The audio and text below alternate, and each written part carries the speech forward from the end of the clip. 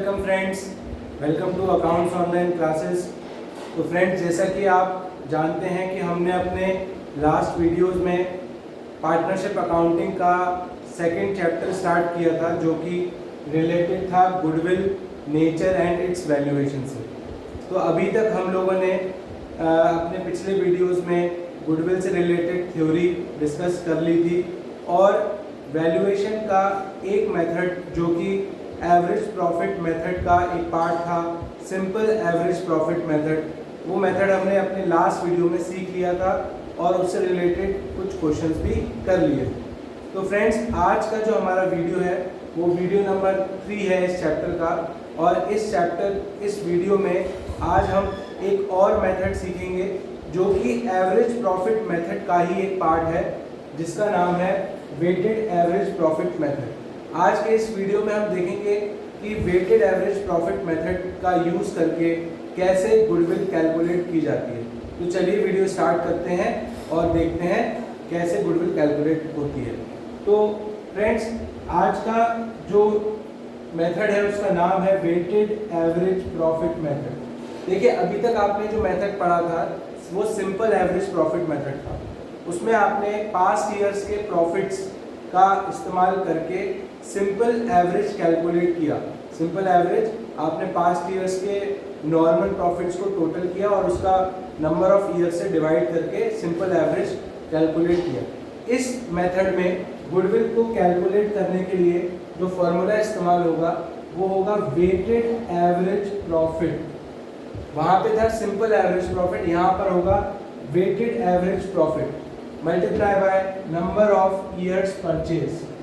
तो अगर मैं पिछले मेथड की बात करूं तो पिछले मेथड में फॉर्मूला था simple average profit into number of purchase year. यहाँ पर है weighted average profit into number of purchase year. तो चलिए देखते हैं कि वेटेड एवरेज प्रॉफिट क्या होता है और कैसे कैलकुलेट होता है।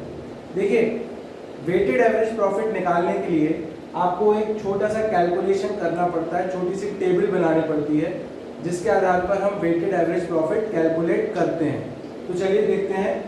देखिए, सबसे पहले आप टेबल में वो ईयर लेंगे। ईयर का मतलब जो प्रीवियस ईयर्स, जो पास्ट ईयर्स के बेस पर आपको वेटेड एवरेज प्रॉफिट निकालना है, तो पास्ट ईयर्स आप लाइन से अपने पहले कॉलम में लिख देंगे। तो ध्यान रखिए, जो पास्ट ईयर्स हैं, जैसे मान लीजिए हमारा 1 अप्रैल 2019 को हम गुडविल की वैल्यू कैलकुलेट कर रहे हैं और हमें बोला जाता है पास्ट 3 ईयर्स के प्रॉफिट।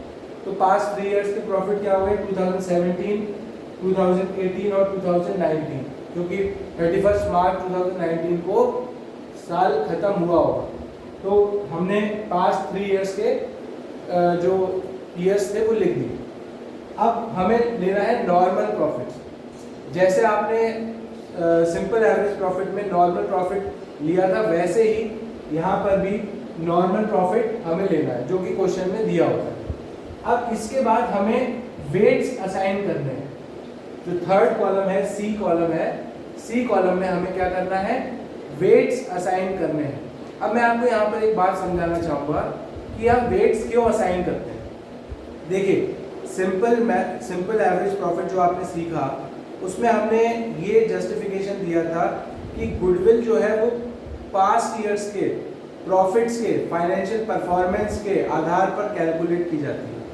अब यहाँ पर हम जब पास्ट ईयर्स के प्रॉफिट लेते हैं तो हम ये मानते हैं कि जो जस्ट प्रीवियस ईयर है, यानी कि मान लीजिए आप 1 अप्रैल 2019 को गुडविल कैलकुलेट कर रहे हैं, तो उससे जस्ट प्रीवियस ईयर कब एंड हुआ होगा? वो एंड हुआ होगा 31 मार्च 2019 को। तो जो जस्ट प्रीवियस ईयर है उसका इम्पोर्टेंस ज़्यादा है गुडविल कैलकुलेट करने में, और उससे जो प्रीवियस ईयर था, यानी कि जो 31 मार्च 2018 को एंड हुआ था, उसका इम्पोर्टेंस थोड़ा कम हो जाएगा, और पीछे जाएंगे तो थोड़ा और कम हो जाएगा। तो इसीलिए हम लोग क्या करते हैं? वेट्स असाइन करते हैं। जो प्रीवियस ईयर का प्रॉफिट होता है, जस्ट प्रीवियस ईयर का, उसको थोड़ा ज़्यादा वेट असाइन करते हैं। उससे प्रीवियस जो होता है उसको थोड़ा कम वेट असाइन करते हैं, और जो उससे प्रीवियस होता है उसको और कम वेट असाइन करते हैं, जिससे कि सबसे ज़्यादा जो गुडविल कैलकुलेट करने में सबसे ज़्यादा जो इम्पोर्टेंट रहे वो जस्ट प्रीवियस ईयर का प्रॉफिट रहे। तो यहाँ पर हम तीसरे कॉलम में क्या करेंगे, तीसरे कॉलम में वेट्स असाइन करेंगे। अब फ्रेंड्स एक बात ध्यान रखिए, अगर आपको क्वेश्चंस में ईयर वाइज वेट दिए हुए हैं कि 2019 के ईयर के प्रॉफिट को कितना वेट देना है, 18 के प्रॉफिट को कितना वेट देना है, ये अगर आपको दिए हैं तो आपको वही जो क्वेश्चन में दिया है वही रखना होता है। लेकिन अगर वेट्स नहीं दिए तब आपको वेट अपने आप असाइन करने पड़ते हैं। तो देखिए जब आप वेट असाइन करेंगे तो आपको क्या करना है, आपको जो हाईएस्ट वेट है, यहाँ पे पिछले 3 ईयर के प्रॉफिट है, तो हम वेट जो असाइन करेंगे 1, 2 और 3 असाइन करेंगे। अगर यहाँ पिछले 5 सालों का प्रॉफिट होता तो हम वेट असाइन करते 1, 2, 3, 4, 5। अब ध्यान ये रखना है जो जस्ट प्रीवियस ईयर है, जैसे यहाँ 19 है, उसको सबसे ज्यादा वेट देना। जैसे 3 साल का है, पिछले 3 साल का, तो मैंने 1, 2 और 3 वेट देना है। अब 3 किसको देना है, 3 देना है जो जस्ट प्रीवियस है, यानी कि 2019, इसको सबसे ज्यादा वेट देना है। और इस तरीके से हमें डिसेंडिंग ऑर्डर में और प्रीवियस ईयर्स की तरफ चलना है।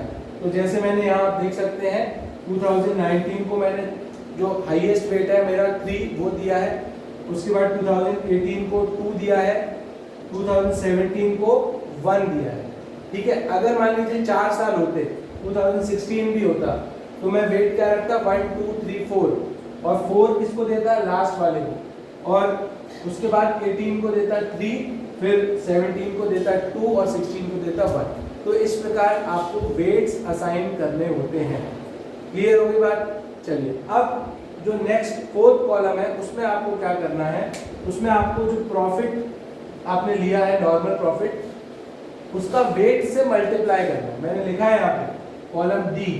कॉलम डी कैसे निकालेंगे, column B multiply by column C, तो ऐसे आपका आ जाएगा डी। तो मैंने क्या करा है यहाँ पर आप देख सकते हैं 2017 का नॉर्मल प्रॉफिट है 3 लाख, मैंने यहाँ पर वेट असाइन किया उसको 1 और मल्टीप्लाई कर दिया 3 लाख मल्टीप्लाई बाय 1, तो आ गया 3 लाख। ऐसे ही मैंने 2018 में 3 लाख रुपीज नॉर्मल प्रॉफिट हुआ, उसका वेट है 2, तो टोटल हो गया उसका मल्टीप्लाई करने के बाद 6 लाख। इसके बाद 2019 में नॉर्मल प्रॉफिट हुआ 2 लाख और वेट हुआ 3, तो टोटल हो गया मल्टीप्लाई करके 2 लाख इंटू 3 6 लाख। तो इस प्रकार मैंने चौथे कॉलम में मल्टीप्लाई कर दिया, कॉलम नंबर बी एंड सी का मल्टीप्लाई, इसको बोलेंगे हम प्रोडक्ट। चलिए अब ये करने के बाद हमें क्या करना है, ये करने के बाद हमें जो डी कॉलम है प्रोडक्ट उसका टोटल करना है। मैंने यहाँ पर 3 लाख 6 लाख और 6 लाख का टोटल किया, तो ये आया 15 लाख। और इसके बाद आपको वेट्स के कॉलम का भी टोटल करना है, टोटल वेट्स। तो यहाँ पर टोटल आपने 1, 2 एंड 3 वेट असाइन किया था, तो 1, 2 एंड 3, तो टोटल हो गया 6। तो ये करने के बाद आपको कैलकुलेट करना है वेटेड एवरेज प्रॉफिट, और वेटेड एवरेज प्रॉफिट कैलकुलेट करने का फॉर्मूला क्या होगा, सम ऑफ प्रोडक्ट, ये जो डी कॉलम है उसका टोटल यानी कि 15 लाख मैंने यहाँ लिख दिया, divide by total of weights, तो टोटल ऑफ वेट्स कितना हो गया 6 डिवाइड बाय 6, तो ये मेरा एवरेज वेटेड एवरेज प्रॉफिट आ गया 2,50,000। तो इस प्रकार मुझे वेटेड एवरेज प्रॉफिट कैलकुलेट करना पड़ा। अब मैं क्या करूंगा, गुडविल निकालने के लिए वेटेड एवरेज प्रॉफिट मुझे आ गया निकालना, हम लोग सीख गए। वेटेड एवरेज प्रॉफिट निकाल के यहाँ रखेंगे, और नंबर ऑफ ईयर्स परचेज आपको क्वेश्चन में दिया होता है, और मल्टीप्लाई करके आप इजीली गुडविल फाइंड आउट कर सकते हैं वेटेड एवरेज प्रॉफिट मेथड से। देखिए ये मेथड जो है वो एवरेज प्रॉफिट मेथड का ही एक पार्ट है। एवरेज प्रॉफिट मेथड में 2 पार्ट होते हैं, एक सिंपल एवरेज प्रॉफिट और एक वेटेड एवरेज प्रॉफिट। तो आप लास्ट वीडियो में सिंपल एवरेज प्रॉफिट कैलकुलेट करना सीख चुके थे, और इस वीडियो में आपने सीखा कि वेटेड एवरेज प्रॉफिट कैसे कैलकुलेट करेंगे। बच्चों यहाँ पर आपको एक बात ध्यान रखनी है कि जो नॉर्मल प्रॉफिट है वो आपको नॉर्मल प्रॉफिट लेना है। अगर आपको प्रीवियस ईयर के प्रॉफिट्स में कुछ एडजस्टमेंट करनी है तो पहले आप एडजस्टमेंट करेंगे, जैसा आपने लास्ट मेथड में भी सीखा था, हमें प्रॉफिट्स को एडजस्ट करके नॉर्मल बनाना पड़ा था। यहाँ पर आपको नॉर्मल प्रॉफिट्स लेने हैं। अगर किसी ईयर के, किसी पास्ट ईयर के प्रॉफिट्स में कुछ एबनॉर्मल आइटम इंक्लूड है तो वो आपको पहले एडजस्ट करना है, उसके बाद आपको यहाँ नॉर्मल प्रॉफिट लिखना है। तो ये बात ध्यान रखिए, यहाँ नॉर्मल प्रॉफिट निकालने के बाद आप इस टेबल को बना के वेटेड एवरेज प्रॉफिट इस मेथड से निकाल सकते हैं। तो फ्रेंड्स, आई होप कि आपको ये समझ में आया। अब हम एक क्वेश्चन लेंगे और उसको वेटेड एवरेज प्रॉफिट मेथड से गुडविल कैलकुलेट करेंगे। तो चलिए क्वेश्चन देखते हैं। तो फ्रेंड्स, ये है एक क्वेश्चन जिसमें कि हमें वेटेड एवरेज प्रॉफिट मेथड से गुडविल कैलकुलेट करनी है। चलिए क्वेश्चन को देखते हैं। देखिए क्वेश्चन कहता है A and N are partners sharing profits equally, they admit D into partnership. It was agreed to value goodwill at 3 years purchase. ठीक है, तो यहाँ नंबर ऑफ ईयर्स परचेज हमें दिए हैं 3 years. Okay, now following weighted average profit method, आपको कौन से मेथड को फॉलो करके गुडविल कैलकुलेट करनी है? Weighted average profit method on the basis of past 5 years profit. Past के 5 years के प्रॉफिट्स को आपको लेते हुए वेटेड एवरेज प्रॉफिट मेथड का यूज करके 3 years नंबर ऑफ परचेज से वैल्यू ऑफ गुडविल कैलकुलेट करनी है। और यहाँ पर हमें पास्ट 5 years के प्रॉफिट्स भी दिए हैं। 2019 का 1,75,000, 2018 का 150, 2017 का 125, 2016 का 80,000 और 15 का 90,000। अब यहाँ वेट्स के बारे में नहीं बोला तो हम अपने आप वेट्स असाइन करेंगे। अब इसके बाद आगे क्या कहता है कि scrutiny of books of accounts revealed that number 1, there was an abnormal loss of 15,000 during the year ended 31st March 2015। यानी कि आपको 31st March 2015 वाले जो प्रॉफिट है उसको एडजस्ट करना है और आपको 2015 में 15,000 का एक एबनॉर्मल लॉस हुआ था, तो आपको यानी कि प्रॉफिट एडजस्ट करना पड़ेगा।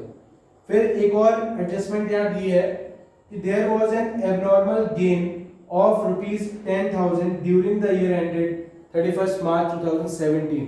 यानी कि 2017 वाले प्रॉफिट में भी आपको एक एबनॉर्मल गेन था 10,000 का, वो एडजस्ट करना है। और इसके बाद एक और एडजस्टमेंट है, closing stock as on 31st March 2018, यानी कि जो ये ईयर 2018 का जो साल खत्म हुआ on 31st March 2018, closing stock was over valued bye 15,000। Closing stock को आपने 15,000 से ज्यादा वैल्यू कर लिया। तो चलिए देखते हैं कि पहले प्रॉफिट्स को हम कैसे एडजस्ट करेंगे। तो यहाँ पर हमें सबसे पहला काम क्या करना है, जो प्रॉफिट्स हमें गिवन है पास्ट ईयर्स के, उनमें कुछ एडजस्टमेंट्स हैं, उनको नॉर्मल प्रॉफिट बनाना है। नॉर्मल प्रॉफिट बनाने के बाद हमें वेटेड एवरेज प्रॉफिट कैलकुलेट करना है और उसका गुडविल कैलकुलेट करनी है। तो चलिए सबसे पहला काम हम करेंगे इस क्वेश्चन में, हम नॉर्मल प्रॉफिट्स कैलकुलेट करेंगे। तो नॉर्मल प्रॉफिट कैलकुलेट करने के लिए हम यहाँ पर एक छोटी सी टेबल बना लेते हैं। देखिए, कैलकुलेशन ऑफ नॉर्मल प्रॉफिट्स। हम सबसे पहले नॉर्मल प्रॉफिट्स कैलकुलेट करते हैं क्योंकि हमें वेटेड एवरेज प्रॉफिट के लिए नॉर्मल प्रॉफिट्स चाहिए। तो देखिए यहाँ पर मैंने लिख दिया ईयर, हमारे पास 2015, 16, 17, 18 और 19, ये 5 इयर्स हैं।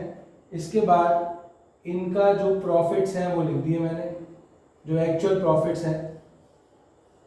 15 का प्रॉफिट है 90,000, 16 का है 80,000, 17 का है 1,25,000 और 18 का है 1,50,000, 19 का है 1,75,000। अब इसके बाद मुझे एडजस्टमेंट करनी है इसमें। एडजस्टमेंट करने के बाद क्या आ जाएगा मेरा नॉर्मल प्रॉफिट। देखिए अब पहला हमारा एडजस्टमेंट है, there was an abnormal loss of 15,000 during the year ended 31 March 2015, यानी कि आपका जो फर्स्ट 2015 वाला प्रॉफिट है वो एडजस्ट होगा और इसमें 15,000 का एबनॉर्मल लॉस है। तो मैंने आपको बताया था एबनॉर्मल लॉस होता है तो हम उसको वापस ऐड कर देते हैं। तो यहाँ पर मैंने 15,000 क्या करना है, प्लस करना है। तो मैं 90,000 में 15,000 प्लस करूंगा तो मेरा आएगा 1,05,000। ये हो गया नॉर्मल प्रॉफिट। क्लियर। फिर 2016 के लिए कोई भी एडजस्टमेंट नहीं है, तो 2016 में एडजस्टमेंट कोई नहीं है, तो यही हमारा हो जाएगा नॉर्मल प्रॉफिट। अब इसके बाद नेक्स्ट एडजस्टमेंट क्या कहता है, there was an abnormal gain of 10,000 during the year ended 31 March 2017। तो यहाँ पर 2017 में 10,000 रुपीज का एक एबनॉर्मल गेन है। तो एबनॉर्मल गेन को हमें क्या करना होता है, माइनस करना होता है। आपको मैंने लास्ट वीडियो में समझाया था। तो एबनॉर्मल गेन मैंने माइनस किया, तो यहाँ पर मेरा जो 2017 का नॉर्मल प्रॉफिट आएगा वो आएगा 1,15,000। अब इसके बाद नेक्स्ट एडजस्टमेंट है, वो आपको समझना थोड़ा जरूरी है।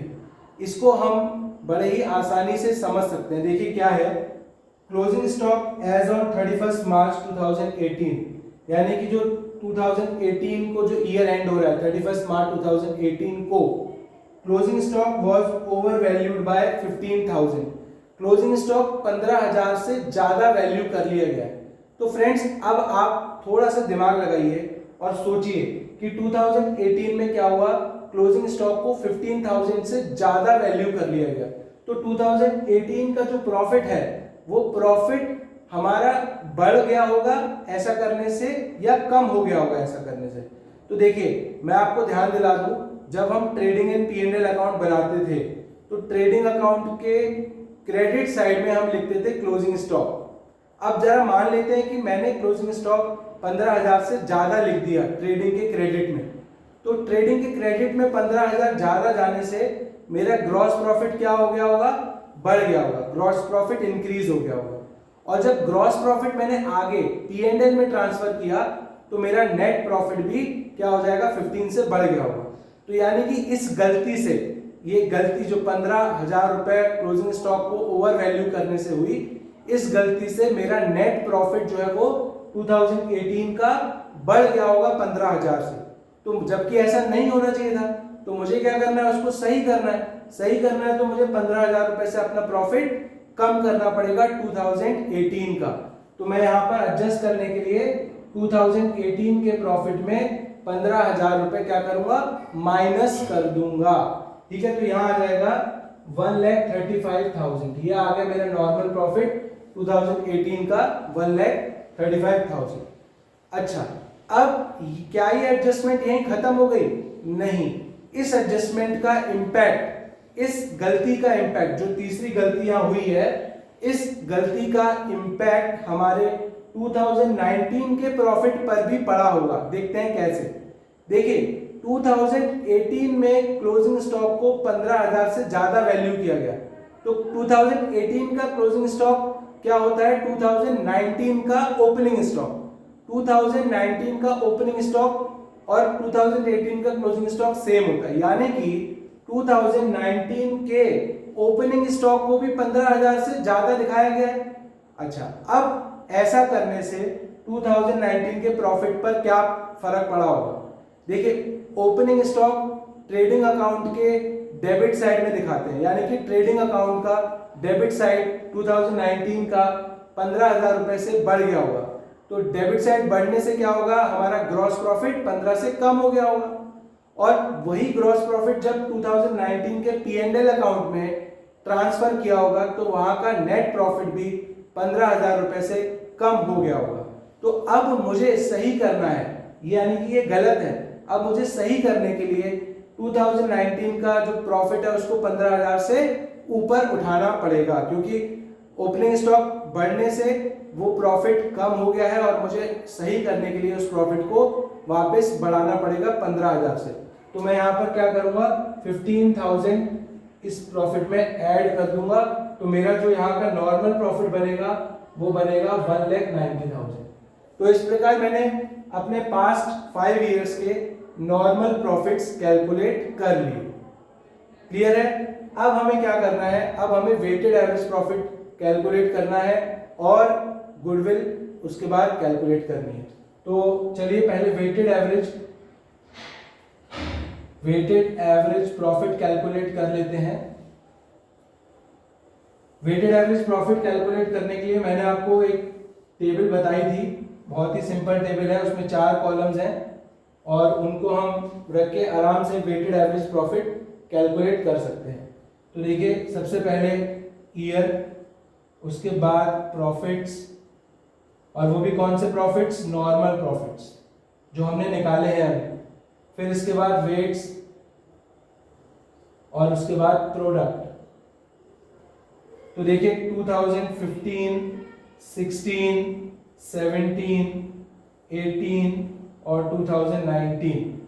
अब प्रॉफिट्स मेरे को ये वाले लेने हैं, नॉर्मल वाले जो मैंने नॉर्मल कैलकुलेट किए हैं। 2015 का 1,05,000, 16 का 80,000, 17 का 1,15,000, 18 का 1,35,000 और 19 का 1,90,000। अब इसके बाद मुझे क्या करना है, इसके बाद मुझे वेट्स असाइन करना है। तो मैंने आपको बताया था 5 इयर्स है, तो वेट क्या होंगे 1 2 3 4 5, और सबसे ज्यादा वेट किसको दूंगा, सबसे प्रीवियस ईयर जो है, तो प्रीवियस ईयर है 19, तो मैं यहां से चालू करूंगा 5 4 3 2 1। अब मैंने ये वेट्स असाइन कर लिए। अब हम क्या करेंगे, इनको मल्टीप्लाई करेंगे। तो देखिए सबसे पहला आएगा 1 से मल्टीप्लाई करके 1,05,000, इसके बाद आएगा 1,60,000, इसके बाद आएगा 3,45,000, इसके बाद आएगा 5,40,000, इसके बाद आएगा 9,50,000। ये हमने प्रॉफिट्स और वेट्स का मल्टीप्लाई करके प्रोडक्ट निकाल दिया। अब हम इसके बाद क्या करेंगे, टोटल कैलकुलेट करेंगे। तो देखिए प्रोडक्ट कॉलम का जब टोटल करेंगे तो निकल के आएगा 21 lakhs,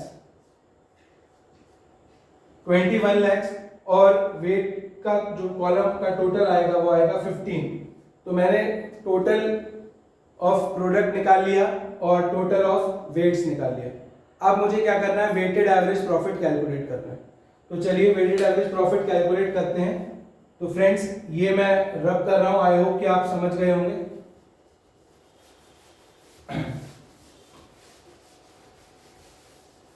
अब हमें वेटेड एवरेज प्रॉफिट कैलकुलेट करना है। तो weighted average profit is equal to sum of product यानी कि 21 lakh divide by total of weights यानी कि 15। तो ये निकल के आएगा हमारा 1,40,000। 1,40,000 हमारा निकल के आया वेटेड एवरेज प्रॉफिट। अब हमें क्या करना है, गुडविल कैलकुलेट करने के लिए फॉर्मूला है हमारा वेटेड एवरेज प्रॉफिट, जो कि मेरा है 1,40,000 multiply by number of years purchase कितना है 3। तो इसका 3 में मल्टीप्लाई करेंगे तो ये निकल के आएगा 4,20,000। तो 4,20,000 फर्म की गुडविल आ गई। तो आपने देखा कि इस मेथड में हमने पहले नॉर्मल प्रॉफिट्स कैलकुलेट किए, उसके बाद वेटेड एवरेज प्रॉफिट कैलकुलेट करके गुडविल निकालना सीखा। तो फ्रेंड्स आई होप कि आपको आज का वीडियो अच्छा लगा होगा और आप आज का जो टॉपिक है वो अच्छे से समझ पाए होंगे। तो फ्रेंड्स आगे के वीडियोस में हम इसके और मेथड्स, गुडविल को कैलकुलेट करने के और मेथड्स डिस्कस करेंगे। तो हमारे साथ बने रहिए, वीडियो को लाइक करिए, सब्सक्राइब करिए, जिससे कि आगे के जो वीडियोस हैं वो आप तक आसानी से पहुंचते रहें। तो आज के लिए इतना ही, धन्यवाद।